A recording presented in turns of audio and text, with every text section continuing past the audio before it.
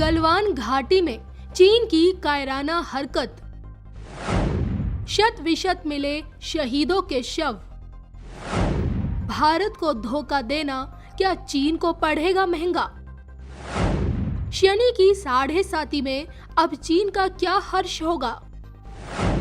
शनि की टेढ़ी दृष्टि में क्या शुरू हुई चीन की उल्टी गिनती, बता रहे हैं देवज्ञ डॉक्टर श्रीपति त्रिपाठी जी, वो भी सिर्फ धर्म ज्ञान पर।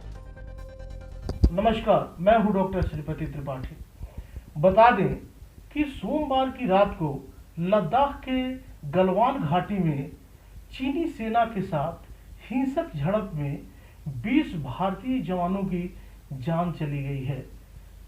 आजाद भारत की जो जन्म पत्रिका है, जो कुंडली है, वह वृषभ लग्न की और कर्क राशि की कुंडली है। वर्तमान में चंद्रमा की महादशा में शनि का अंतर है और जो कारक ग्रह शनि नवम दशम का स्वामी होकर तृतीय अर्थात पराक्रम भाव में विराजमान है। यह योग मानसिक परेशानी के साथ साथ देश की दिशा और दशा बदलेगा। मकर लग्न की चीन की कुंडली में इस समय शनि की 7.5 चल रही है। लिखा है कि अवध में 7.5 बोले 1 अक्टूबर 1949 को अस्तित्व में आए चीन गणराज्य की कुंडली मकर लग्न की है, जहां मार्केश चंद्रमा लग्न में विराजमान है और उस पर सप्तम भाव से उग्र ग्रह मंगल की दृष्टि पड़ रही है और वहां पे वर्तमान में चंद्रमा पर शनि का मकर राशि से गोचर चीन की कुंडली में 7.5 का प्रभाव लेकर आया है। अगले 2 वर्षों में कठिन परिस्थितियों का सामना करना पड़ेगा। चीन को इन सब चीजों से रूबरू होना पड़ेगा। दोनों देशों के बॉर्डर पर झड़प में 43 चीनी सैनिक भी मारे गए हैं या गंभीर रूप से घायल हुए हैं। हालांकि भारतीय सेना ने अपने बयान में इसका जिक्र नहीं किया है। 7.5 में मानसिक परेशानियों के साथ बॉर्डर से लेकर कई प्रकार के कष्ट देखने को मिलते हैं।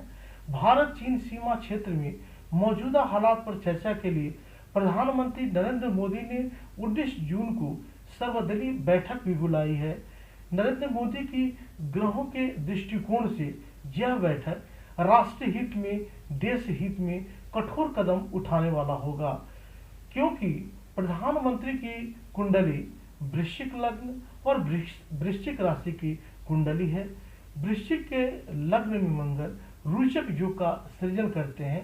इस योग में जातक सेनापति होकर, बड़े अधिकारी होकर बड़े बड़े निर्णय लेते हैं। इनकी कुंडली के अनुसार चंद्रमा की महादशा है एवं शुक्र का अंतर्दशा चल रहा है। इस दशा में सेहत संबंधित थोड़ी परेशानियां होती हैं। विदेश से सतर्कता बरतना आवश्यक होगा। मंगल प्रभावित पीएम मोदी ने कहा है कि जवानों का बलिदान व्यर्थ नहीं जाएगा। पीएम मोदी ने कहा है कि हम किसी को भी उकसाते नहीं हैं, लेकिन अपनी संप्रभुता पर और अपनी अखंडता से कोई भी हम समझौता नहीं करते।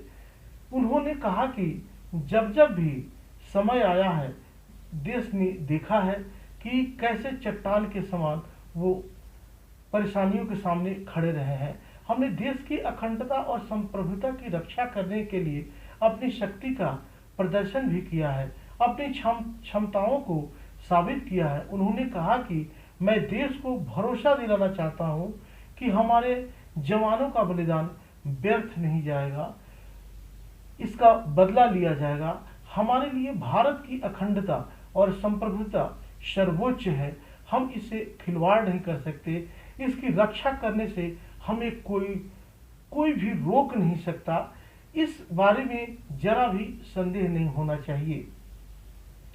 भारत की जन्म कुंडली के अनुसार भारत भी शांति चाहता है, लेकिन उकसाने पर यथोचित जवाब देने में भी सक्षम है। पीएम मोदी का जन्म 8 मतलब शनि की आक्रामकता को दर्शाता है, जिस कारण आम आदमी ये सोच सकता है, उसे लग सकता है कि सीमा व दोनों देशों के बीच युद्ध हो रहा है, लेकिन ऐसा कुछ नहीं होगा। एक बात विशेष रूप से मोदी के जन्म के अंकों में बुध और शनि के कारण शत्रुघ्नता योग बन रहा है। इसलिए कोई भी देश या व्यक्ति जो भी पीएम नरेंद्र मोदी से सीधी दुश्मनी रखेगा तो उसका अपने आप सर्वनाश हो जाएगा। शत्रुघ्नता योग लगा हुआ है।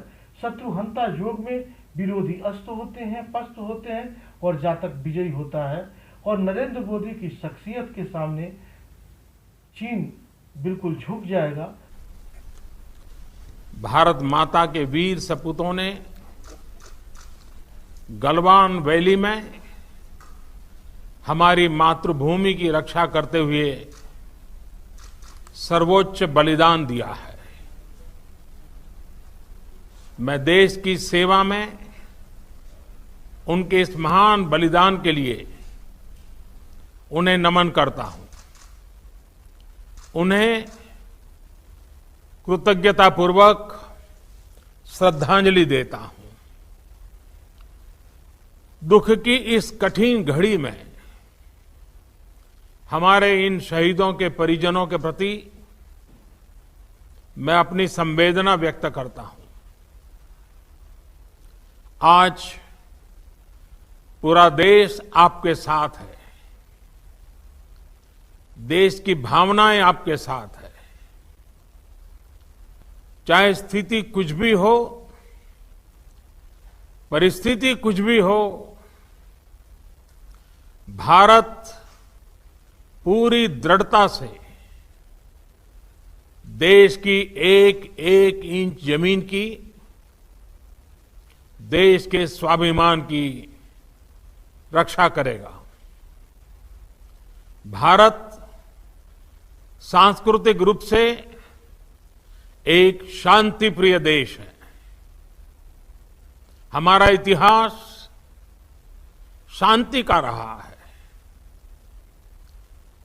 भारत का वैचारिक मंत्र ही रहा है, लोकाः समस्ताः सुखिनो भवन्तु। हमने हर युग में, पूरे संसार में शांति की, पूरी मानवता के कल्याण की कामना की है। हमने हमेशा से ही अपने पड़ोसियों के साथ एक कोऑपरेटिव और फ्रेंडली तरीके से मिलकर काम किया है। हमेशा उनके विकास और कल्याण की कामना की है। जहां कहीं हमारे मतभेद भी रहे हैं, हमने हमेशा ही ये प्रयास किया है कि मतभेद विवाद न बने, डिफरेंसेस डिस्प्यूट्स में न बदले। हम कभी किसी को भी उकसाते नहीं हैं, लेकिन हम अपने देश की अखंडता और संप्रभुता के साथ समझौता भी नहीं करते हैं। जब भी समय आया है, हमने देश की अखंडता और संप्रभुता की रक्षा करने में अपनी शक्ति का प्रदर्शन किया है, अपनी क्षमताओं को साबित किया है। त्याग और तितिक्षा हमारे राष्ट्रीय चरित्र का हिस्सा है, लेकिन साथ ही विक्रम और वीरता भी उतना ही हमारे देश के चरित्र का हिस्सा है। मैं देश को भरोसा दिलाना चाहता हूं, हमारे जवानों का बलिदान व्यर्थ नहीं जाएगा। हमारे लिए भारत की अखंडता और संप्रभुता सर्वोच्च है और इसकी रक्षा करने से हमें कोई भी रोक नहीं सकता। इस बारे में किसी को भी जरा भी भ्रम या संदेह नहीं होना चाहिए भारत शांति चाहता है, लेकिन भारत उकसाने पर हर हाल में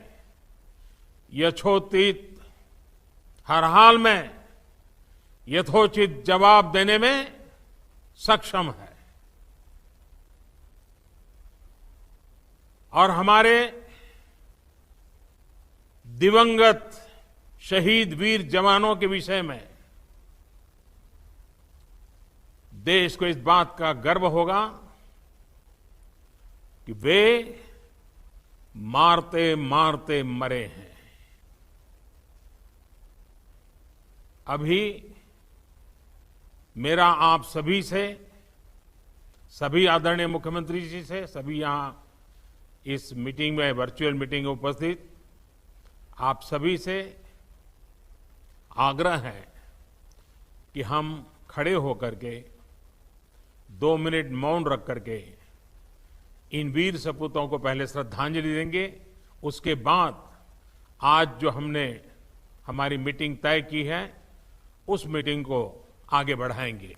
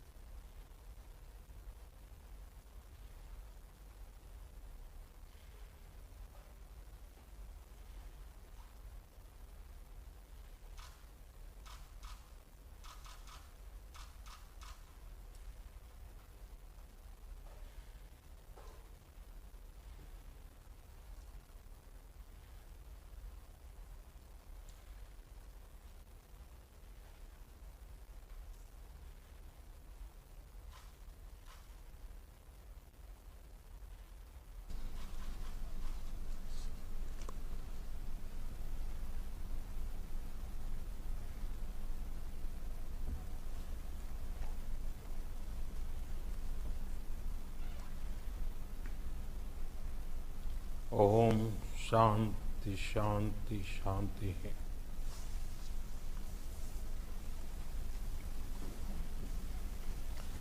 अब हम